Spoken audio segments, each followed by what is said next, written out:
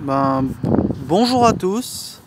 Voilà, me retour après une semaine ou deux d'absence. Aujourd'hui, on va faire une vidéo de présentation de 2019 sur ma Citroën CX All-Can rouge de 1993. On va faire un petit détour. Elle est quand même en bon état. La face avant, comme j'avais dit sur la mise à jour, toute la face avant est tout refait à neuf par un carrossier.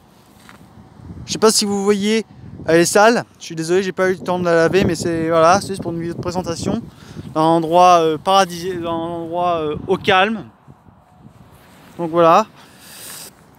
Voilà le moteur 1.9 Turbo D avec des jantes Racer que j'ai installé en fin d'année 2015, mais j'ai gardé les jantes d'origine qui sont dans le grenier. Si la voiture elle aura 30 ans en 2023, qu'elle marche encore, là je mettrai ces jantes d'origine pour plus de valeur en collection. C'est pour ça que j'ai gardé ces jantes d'origine.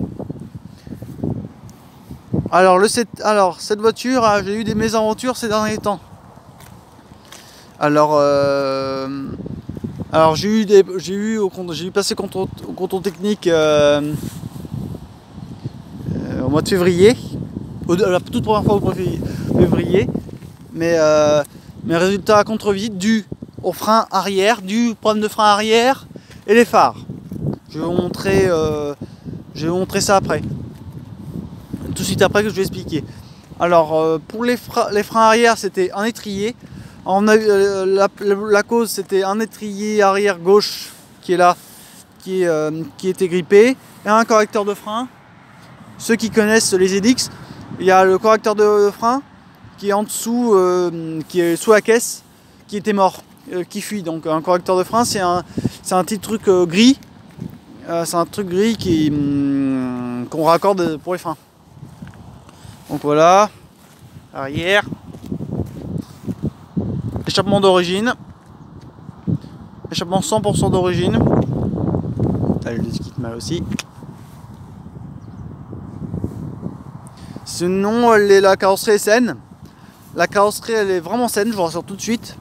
Mais, je dis un gros mais elle n'est pas 100% nickel. Parce qu'il y a des défauts de carrosserie, comme là.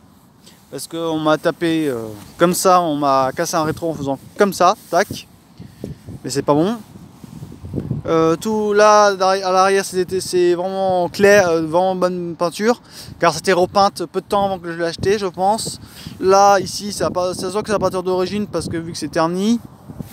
Il y a quelques endroits que c'est terni. L'endroit où c'est terni, c'est là où ça a été repeint il y a quelques années. Mais voilà, tout ça c'était d'origine. Et toi face avant, je vous ai dit, tout refait à neuf par un carrossier. Donc voilà, je vais vous montrer l'intérieur plus en détail. Ah oui, la centralisation marche plus. Ah oui, la centralisation ne marche plus du tout, donc le clip aussi. Donc j'ai obligé de l'ouvrir manuellement, mais c'est pas trop grave pour moi. Voilà l'intérieur. Bon, il y a un peu mes affaires, mais voilà l'intérieur. Anti-marche codé, que vous avez déjà entendu sur la vidéo de démarrage à froid de ma Volcan, le bip bip bip. Voilà, anti-marche codé, 4 chiffres, donc je vous dirai pas le code. On va montrer l'arrière. L'arrière, elle est intérieure en bon état, mais un peu sale, mais il faut que je la nettoierai par la suite.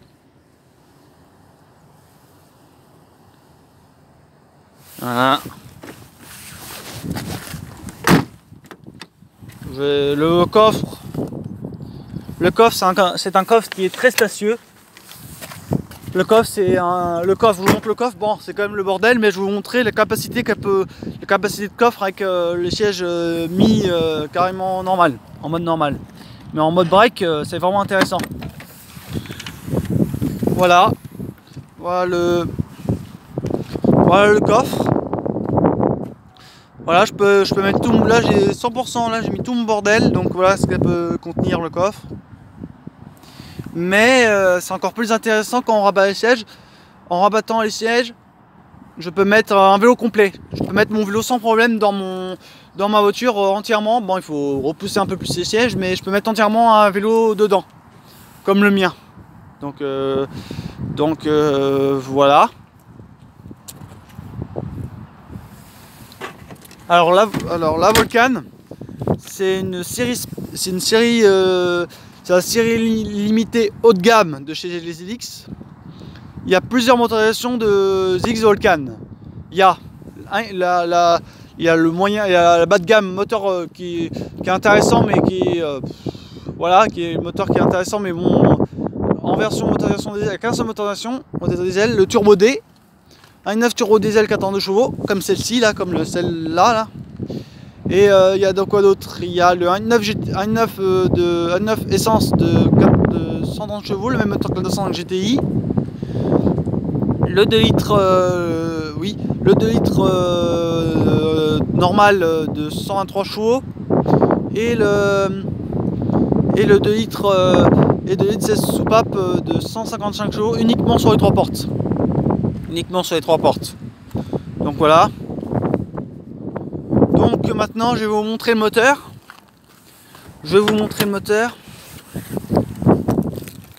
Attendez. Ça peut être évident. La petite tirette du capot qui est ici. On va fermer la porte.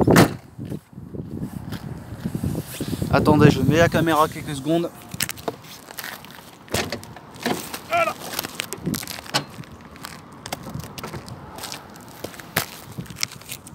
Voilà, on est de retour. Voilà, le moteur XU9, moteur 1.9 turbo diesel, dit aussi comme appellation commerciale XU9, non, je dis des conneries. XUD9 TE. Le T turbo et le E échangeur. Parce qu'il y a d'autres moteurs que c'est le même bloc, c'est XUD9 DT. Parce qu'il y a le même bloc mais qui n'a pas d'échangeur. Sur les Antia, 406, etc., etc. Ce moteur va sur les ZX, 306, Xara, etc., etc., etc. Batterie qui a été changée au mois de août.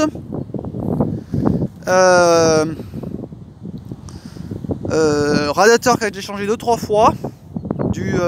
Un qui était mort dû à un accrochage que je vous ai parlé aux mises à jour. Allez voir la vidéo de mise à jour.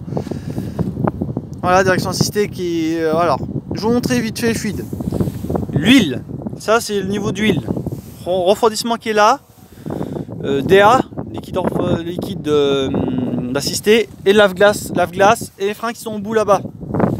Alors le démarreur il est là, alternateur avec son gros accélérateur, tout ça, et la distribution il est là. Mais il faut enlever le support, là pour faire la distribution. On met pas mal de temps à faire ça. Voilà, on montre vite fait le moteur qui est correct. Alors la voiture elle a 350 000 km, la voiture a 350 000 km d'origine avec ce moteur d'origine, avec la boîte d'origine et l'embrayage d'origine. L'embrayage n'a jamais été changé, l'embrayage marche toujours nickel parce que tous les propriétaires de cette voiture en prennent toujours soin. Donc là je vais faire un petit démarrage pour montrer comment elle tourne, mais là attention, le moteur est chaud là, je viens tous de rouler je sais pas, une demi-heure, j'ai fait un petit tour avant de venir ici. Là, je vais démarrer. Vite fait. Donc voilà. Alors, le code. Là, il y a un préchauffage.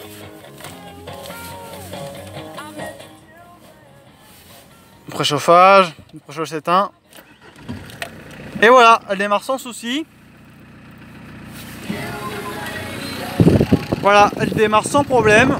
Je vais vous montrer un petit peu l'échappement. Comment elle fait comme bruit.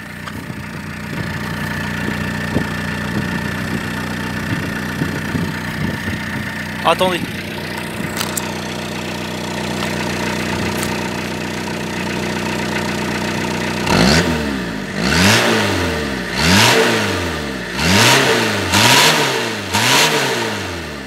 Voilà l'accélération. Voilà l'accélération les enfants. On va montrer le moteur en ralenti. Voilà, tourne comme ça. Voilà, bon, voilà, ceux qui ont un doute sur le ralenti, normalement elle devrait tourner comme ça à l'origine. Elle devrait tourner comme ceci. Elle tourne entre 800 et 1000 tours par minute, entre les deux. Pour un ralenti sûr, mettons mettez entre 800 ou jusqu'à grand maximum, minimum 800, grand maximum 1000 tours par minute, grand max. 1000 tours pour ce truc là c'est trop. Mettez entre, pour être mieux, mettez entre 800 ou 900. Donc mettez plus 900. Allez, un petit coup d'activation moteur là, comme ça.